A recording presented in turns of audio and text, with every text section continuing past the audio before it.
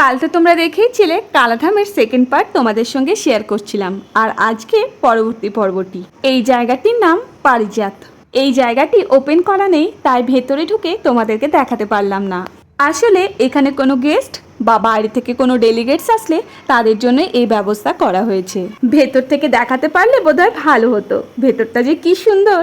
আর এই যে এখন চলে এসেছি একটা দারুণ সুন্দর জায়গায়। কালাধামের এই জায়গাটি হচ্ছে শ্রেয়ানবাবুর সব থেকে প্রিয়। অন্যদিন অবশ্য এই ফাউন্টেনটি বন্ধ থাকে, আর আজ দেখো ফাউন্টেনটিও খোলা রয়েছে। হাঁসগুলি নিজেদের মতন করে কথা বলছে আর মনের আনন্দে জলে চলে বেড়াচ্ছে। ওরা এমনভাবে চলে বেড়াচ্ছে দেখো, যেন মনে হচ্ছে ফাউন্টেনটিকে কেন্দ্র করে ওর চারিপাশে ওরা ঘুরছে। আর এই যে তোমাদের বলেছিলাম না যে নানান রঙের ফুলের গাছ আছে এখানে, দেখো কি সুন্দর লাগছে। এই টকটকে লাল রঙের ফুলটি আমার এত পছন্দ হয়েছিল, কিন্তু নাম জানি না, জানো তো।